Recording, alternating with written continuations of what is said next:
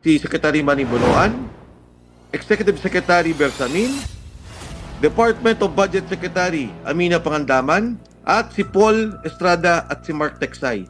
Etong mga taong to delikado. Etong mga taong to, pagka talagang nawala, sabihin na natin yung nangyari sa kanilang, wag naman sana mangyari, pero kung sila'y nawala, katulad ng pagkakawala ni Undersecretary Cabral, matatahimik yung issue. Ibinunyag ng dating mambabatas na si Mike Defensor na nasa panganib umano ang buhay ng kanyang nabanggit at maaring isunod sila sa namayapang si Undersecretary Catalina Cabral na naging questionable ang kanyang pagpanaw. Matatandaang si Cabral ang may alam ng lahat ng mga malalaking taong sangkot sa pagnanakaw sa pondo ng flood control projects na naging sentro ng kontrobersya sa Marcos administration. Dapat umanong magsalita na sila bago pa mahuli ang lahat dahil tila plano talagang ubusin ang mga may alam upang tuluyan ng makatakas sa pananagutan ang mga buhayang kongresista hanggang sa Malacanang na siyang mastermind sa pagnanakaw sa bilyon-bilyong pera ng taong bayan. Nakasubaybay sa issue ng flood control at marami din po kayong experience sa budget making bilang po ang pondo ay nagmumula po sa House of Representatives sa ilalim po na tinatawag na power of the purse. Ano na po, Kong, ang inyo pong assessment lalo pat may namatay na dating Public Works Undersecretary?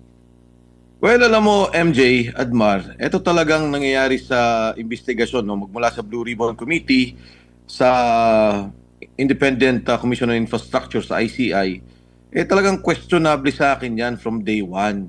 Alam mo kung bakit? Alam mo, ang ahensyang pinagtutuunan natin ng pansin sa ngayon pa lang to hindi pa natin nakikita yung iba't ibang departamento, ay yung flood control projects ng Department of Public Works and Highways. So doon po sa DPWH na puro infrastruktura, ay flood control pa lang ang tinitingnan natin.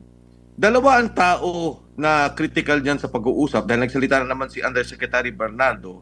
Yung una, si Secretary Manny Bonoan. Pinaalis nila. Pinabayaan nila lumabas ng bansa. Hanggang sa ngayon, walang kasong na-file, hindi na-cancel ang passport.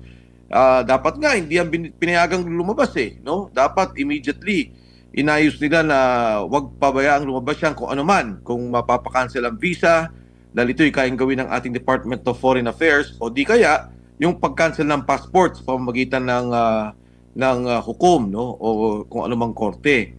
Itong dalawang to pinabayaan nilang nawala Si Manny Bonoan ang nauna, pagkatapos itong si Secretary Cabral. Hindi pa natin alam kung ano talaga yung nangyari sa kanya, pero critical na critical yung impormasyon na hawak ni Undersecretary Cabral dahil siya yung may hawak ng listahan. I'm sure alam ni Manny Bonoan yun. I'm sure nagko-coordinate sila. But yung sentro ng lahat ng usapin na to sa mga insertion ng budget, nandyan kay Undersecretary Cabral. At yan na nga sinabi niya ni Congressman Libiste noon pa, na sabi niya panghawakan lahat ng dokumento, panghawakan ng computer, kung ano bang mga gadgets na hawak, para nga malaman natin kung ano talaga yung katotohanan. Pero alam mo, Admar MJ, itong usapin na to, malinaw na to sa akin sa simula pa lang.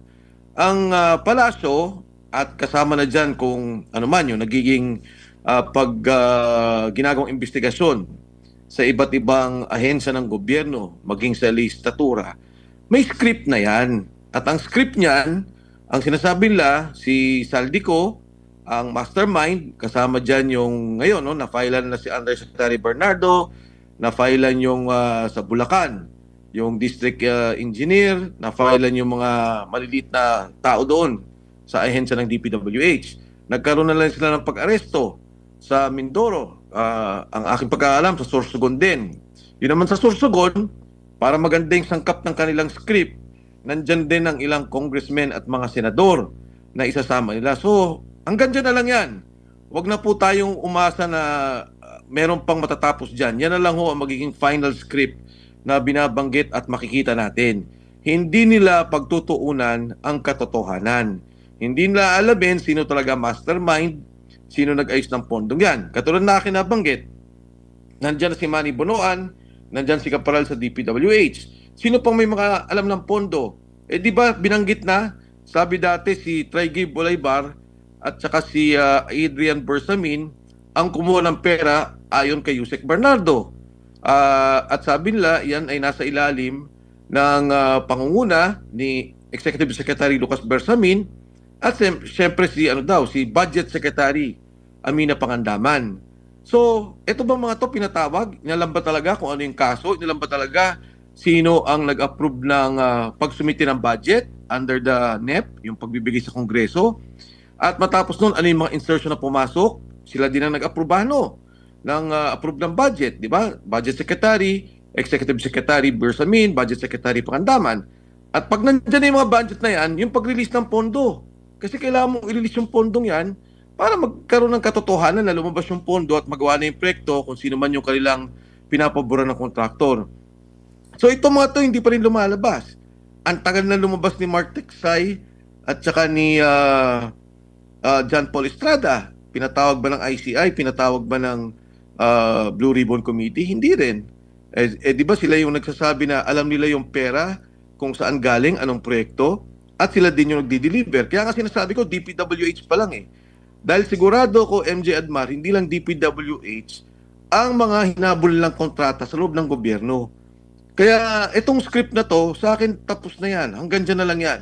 Saldi ko ang mastermind, ilang mga contractors, ilang congressmen, ilang senador, at saka ang masama pa, no, sa congressmen at senador, ang tatargetin nila dyan, yung talagang mga kalaban.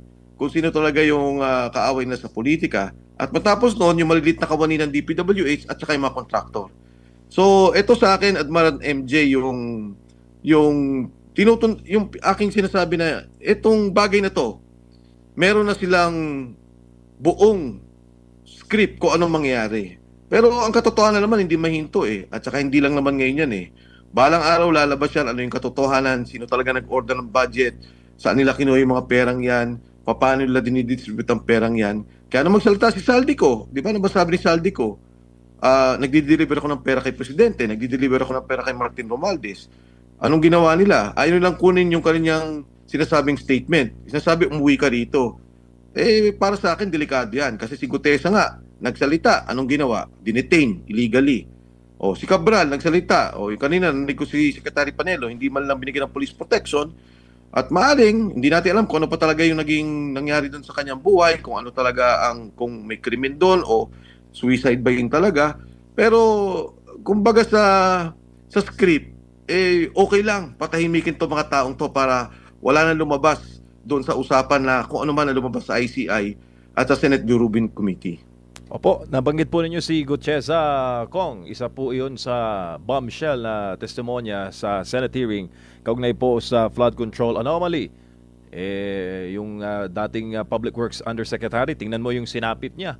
Kayo po ba ay kinakabahan sa maaring sapitin ni Sergeant Orly Gutesa? Kinakabahan ako para sa lahat. Ang kagandahan lang nga kay Orly, at ito yung apila ko nga sa mga humahawak sa kanya, pakawalan nyo na yung tao, nagsalita na, pinarikant na nga nila. Diba? Pinapirma na nila na hindi totoo yung mga sinabi niya, binidyo pa nila. Para na lang sa Pasko at para na lang bilang amatong si Sergeant Orly Gutesa, pabalikin na nila sa pamilya, nakuha na naman nila yung gusto nila. Ang wino-worry ko pa nga talaga, Admar, at saka MJ, etong dalawa, si Mark Teksay, at saka itong si John Paul Estrada, delikado itong dalawang to. Dahil ito lang dalawang to, bukod kay Saldi, ang nakakaalam ng kabuuan ng budget.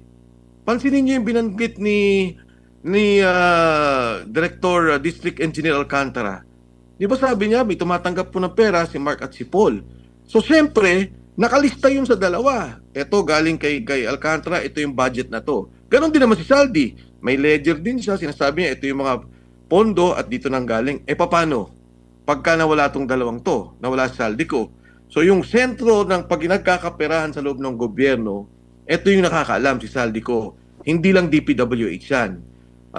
Nandyan ang DSWD, nandyan ang Department of Health. Sigurado ko, pinakialaman din yan nila Congressman Saldico bilang siya yung chairman, kasama si Speaker Martin Romualdez at nagdi-deliver sila ng pera dyan na umaabot kay Pangulong Bongbong Marcos. Pagdating naman doon sa DPWH, maganda kasi kay Yusek Cabral, alam niya na yung buo eh. Nakita niya yung buo. Si Yusek Bernardo may mga ilang kausap, may ginagawa. Pero ito talaga si Undersecretary Cabral ang nakakita ng buo. At dalawa lang tao yan sa aking pananaw.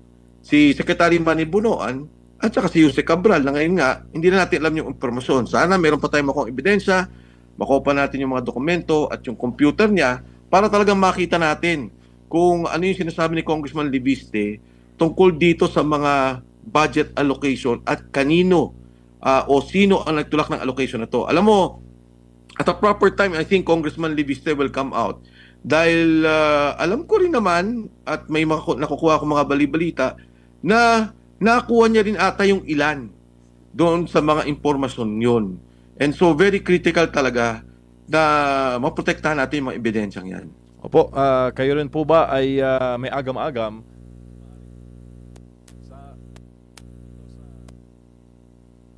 Opo, ay naayos lang Check, natin. check. Ayan, Ayan, okay, ayan. sige, go ahead. bago lang si partner Okay. Admar, Kong, kayo po ba may agam-agam sa maaari ring sapitin ni former Congressman Bonoan? Former Secretary Bunoan. Opo, Yes. ng Department of Public Works and Highways dahil sabi po ninyo, siya na lang ang na bukod tangi na nakakaalam sa buong picture ng flood control anomaly at insertions, Kong.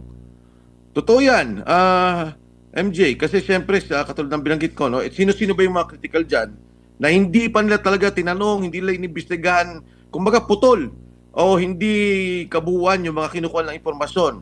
Andyan si Secretary Manny Bonoan, Executive Secretary Bersamin, Department of Budget Secretary Amina Pangandaman, yung 90 na kasama ni Sergeant Gutesa na nagdi-deliver ng pera, at si Paul Estrada at si Mark Texay.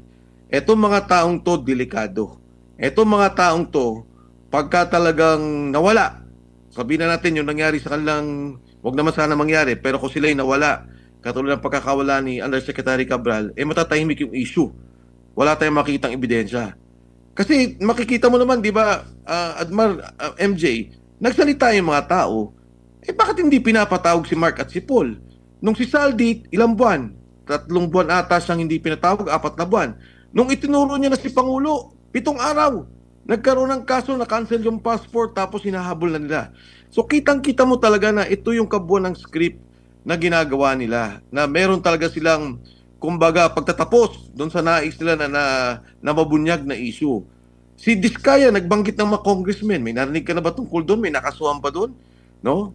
Si Gutesa, sinabi sa pangalan ni Speaker Martin Romualdez, hanggang sa ngayon, walang kaso na naipataw sa kanya. Puro announcement, may kaso, ilalabas na namin ang kaso. Pero pag chinek mo, wala talagang kaso.